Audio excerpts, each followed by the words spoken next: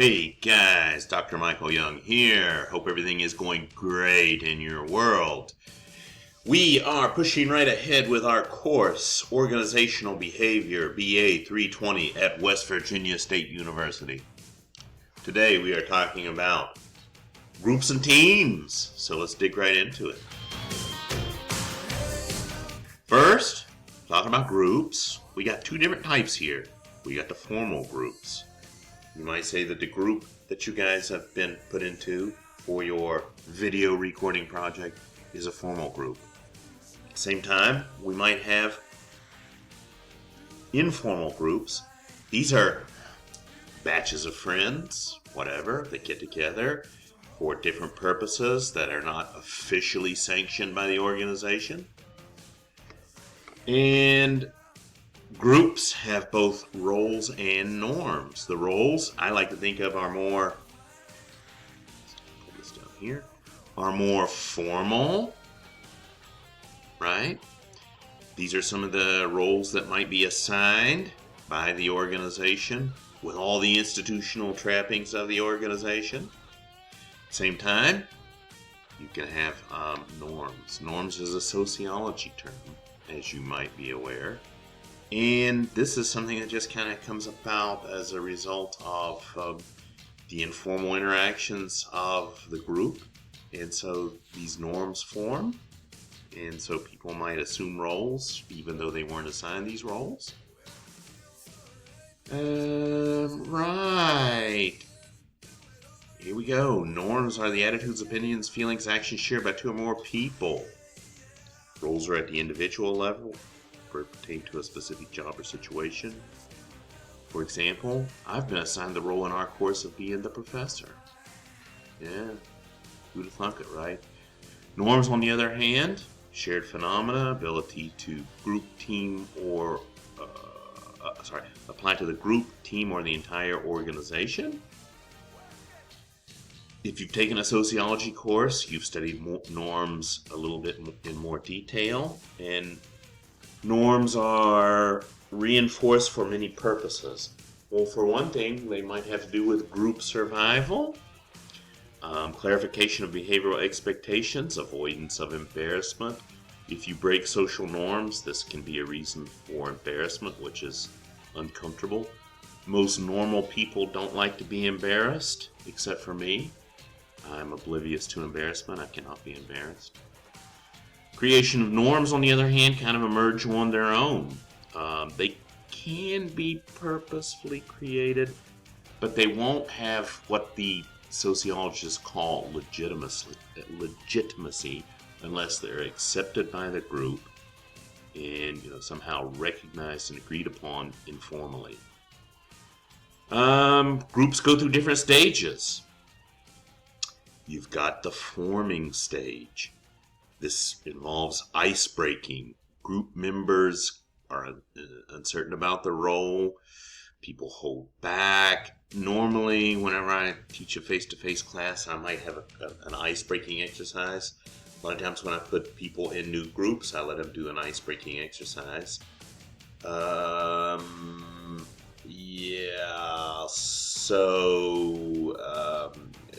During this forming stage, people do some testing, and there might be some jostling for leadership, and some subtle forms of rebellion might occur.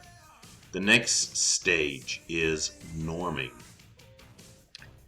This is where the groups form cohesion. This is where the norms are formed.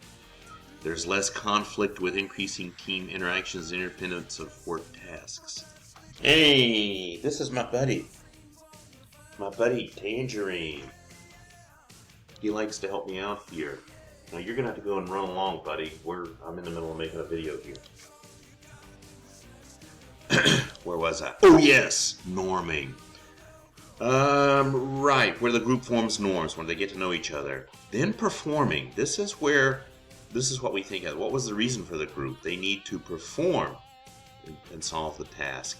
In the case of temporary groups, they move on to the fifth stage, which is called adjourning. So notice how all of these things rhyme. We've got forming, norming, performing, and adjourning. Isn't that clever? Teams. What is a team? A small number of people with complementary skills, committed to a common purpose, performance goals, an approach for which they hold themselves mutually accountable. A group becomes a team when the leadership becomes a shared activity. Hopefully, the group that I put together for your video group recording project has formed a team by now, and you're sharing leadership. Accountability, and the group develops its purpose or mission, and problem solving becomes a way of life, not a part-time activity. The effectiveness is measured by the group's collective outcomes and products. Now, with every group or team, including video group recording project groups or teams, you have 10 players that are committed, collaborative, and competent. You also have free riders, which are social loafers. Whenever you have free riders and social loafers, you have lower quality work. The others are forced to take up the slack and work harder. It can disrupt the team. They contribute to the work. Back over here. I'm jumping back and forth here. Team players contribute, constructively interact, keep the team on track, expect quality, and possess relevant knowledge. The social loafing can be countered by making groups smaller, by assuring quality effort, and by holding people accountable. What are the different types of teams? A little bit too far there. Here we go. Number one, work teams. Work team is put together with a well-defined purpose, typically permanent, and usually require full commitment from members. Number two is a project team. These are assembled to address a specific problem, task, or project. Usually exist for duration to complete the purpose, and members usually divide time between primary job and various work projects teams. You could say that the video group recording project team or group that you've been put together to do your video group recording project would be a project group, a project team. Do you agree? Self-managed teams. This is a group of people, kind of self-explanatory. They manage themselves. It's come together for voluntary. You could have cross-functional teams. For example, an organization at Toyota, right across the river here. I'm in Fraser's Bottom. Right across the river is the plant. They might put together a team from, engineering, marketing, operations, whatever, that comes from each of those as sort of a cross-functional team. And then this is something that's really common now, a virtual team. Teams that work together over time and distance via electronic media to combine effort and achieve common goals. You could say that the video group recording project that you're part of, that group, is both a project and a virtual. Could we say it's a virtual project team? I think we could. What are the pros and cons of virtual teams? Well, we know this now. You have to remember, this textbook, your textbook, I'm sitting here reading our textbook right now. This was written before the COVID pandemic. And so they're writing this stuff as though it's kind of new. But now this has become a way of life. After the COVID pandemic ended, a lot of offices just said, hey, we can do this at home and save our rental fees, right? Reduce travel and commuting expenses, reduce work-life conflicts. Some people like it better. We're finding that students really enjoy online courses, although it may not be as good. Ability to leverage diverse knowledge, skills, and abilities over geography and time. These are the pros. The cons, as you know, it's difficult to establish cohesion. There may be cultural differences if these are teams where people are from different countries. There may be differences in local laws or customs. There's a lack of nonverbal cues, and there's certainly probably a lack of collegiality. I have a feeling, though, I don't have proof of this, but I have a feeling like the virtual teams that I've put together to work on different group projects, as a result mostly of the pandemic, are not as collegial as are those that they form themselves. In actual face-to-face groups. So what's next? Oh, team interdependence. Two common forms of interdependence are task and outcome. Interdependence, you know what that means. The extent to which members are dependent on each other to accomplish their work. You've got the task interdependence, the degree to which team members depend on each other for information, materials, and other resources to complete their task jobs. And then you also have outcome interdependence, the degree to which the outcomes of task work are measured, rewarded, and communicated at the group level so as to emphasize collective outputs rather than individual contributions.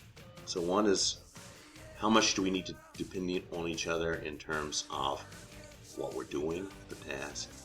And then the other one is, how much do we have to depend on each other to achieve the appropriate outcome?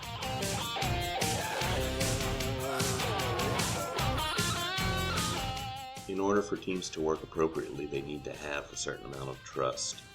There are three different types of trust. There's contractual. This is whereas if you don't do your part, you're going to get a 0 for the group video recording project. So if everyone knows that, this is the contractual component. You've got to do your share of the work in order to get your share of the benefits. There's the communication. This is the more interpersonal. After you've talked with your group members, then you realize, hey, that person seems like a real upstanding person. I can trust them. They're not going to let me down. Even though we're all busy, this person's going to do their share of the work. And then finally, competence. Can I trust this person to actually do their job? Do they have the ability? Now, all groups may go through a period where something happens where they begin to lose trust. So one of the things I'm going to ask you to know about is this RENA 7-step model for rebuilding trust. If a group member has done something to blow your trust, or if the group itself has somehow come across a situation where members kind of let each other down, according to RENA, you need to go through this 7-step model for rebuilding trust. You need to acknowledge what caused the trust to be compromised. You need to have openness, let the feelings and emotions to be discussed constructively. You need to get and give support to others in the process. You need to reframe the experience and shift from being a victim to taking a look at options and choices. You need to take responsibility. What did I do or not do that caused this to happen? Number 6, you need to forgive yourself and others. And number 7, you need to let go and move on.